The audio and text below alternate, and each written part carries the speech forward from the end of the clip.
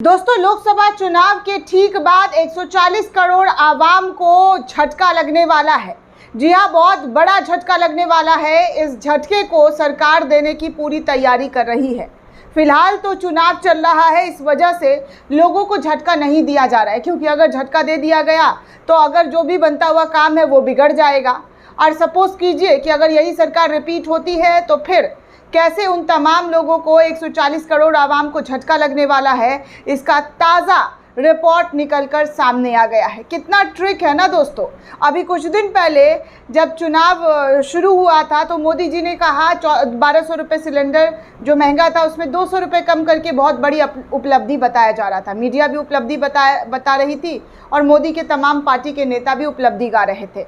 लेकिन जो चुनाव के बाद जो बड़ा झटका लगने वाला है उसकी उपलब्धि, उसके बारे में कोई खबर न गाया जा रहा है ना बताया जा रहा है। सिर्फ चारों ओर मोदी मोदी चल रहा है कि मोदी जी ये, मोदी जी वो, मोदी जी का जहाँ जाते हैं वहाँ उनका नाता हो जाता है। माँ गंगा ने उन्हें बुलाया है, माँ गंगा के लाडले हैं, ये हैं वो हैं। अभी कोलकाता में गए थे तो बंगाल के किसी माँ के अगले जन्म में पैदा होने वाले हैं या फिर अगले जन्म में पैदा हो चुके हैं। भैया मोदी जी जहाँ जाते हैं वहाँ उनका रिश्ता नाता निकल जाता है। हर तरफ मोदी जी के रिश्ते नातेदार जो है, हर राज्य से कोई ना कोई कनेक्शन निकल कर सामने आ ही जाता है।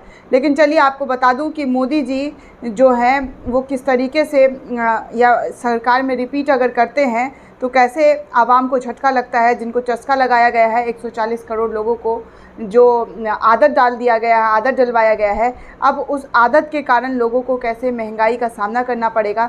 सबसे पहले ये रिपोर्ट देखिए।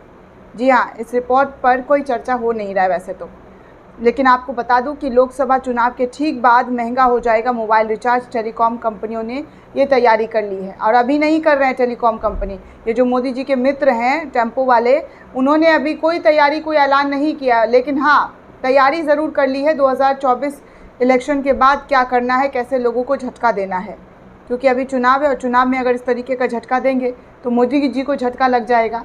अगर सपोज़ कर लीजिए बीजेपी जीत जाती है तो क्या होता है, किस तरीके से जो है महंगाई और ज़्यादा बढ़ते हुए नज़र आएगी। तो सबसे पहले मैं एबीपी का ये आर्टिकल आपको पढ़कर बता दूं कि एबीपी क्या लिखता है। एबीपी लिखता है कि लोकसभा चुनाव के बाद आम लोगों को महंगे मोबाइल रिचार्ज का झटका लग सकता है। जल्द ही मोबाइल रिचार्ज की कीमतें बढ़ सकती है। इकोनॉमिक टाइम्स की रिपोर्ट की बात करें तो टेलीकॉम कंपनियां टैरिफ में बढ़ोतरी का प्लान कर रही है। पिछले कुछ सालों में ये चौथी बार है जब टेलीकॉम कंपनियां टैरिफ प्लान में इजाफा करने वाली है।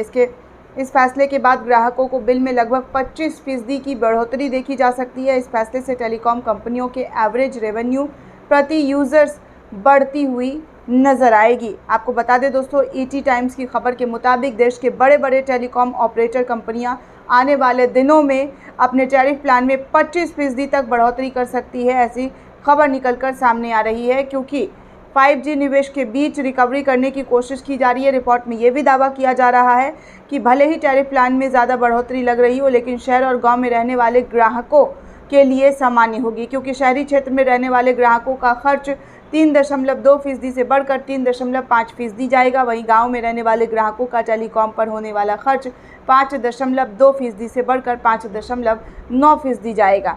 इसमें आपको बता दें कि देश में एयरटेल जियो जो है वो काफ़ी किफ़ायती दाम में पहले लोगों को परोसा गया। उसके बाद कैसे लोगों को जो है बड़ा चस्का लगाने की कोशिश की जा रही है वो आपके सामने है। खैर, महंगाई तो है ही, लेकिन महंगाई पर बात कौन करता है, चर्चा कौन करता है।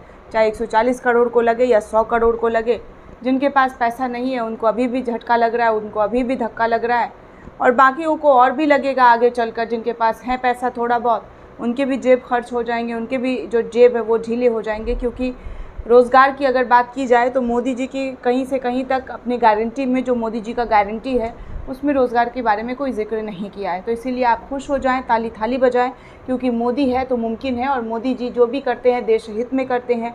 अगर मोबाइल का दाम बढ़ता है तो वो भी देश हित में होगा, क्योंकि बहुत ज़्यादा लोग मोबाइल चला रहे हैं, डिजिटलाइज्ड हो रहे हैं। तो क्या फ़र्क पड़ता है, पहले ढील दो उसके बाद फिर खींच लो, यही है फ़र्क। दोस्तों, इस पूरे रिपोर्ट को लेकर आप क्या सोचते हैं, आपकी क्या प्रतिक्रिया है, हमें कमेंट करके ज़रूर बताइएगा। साथ ही साथ चैनल को ज़्यादा से ज़्यादा लाइक, शेयर और सब्सक्राइब करना बिल्कुल भी ना भूलें।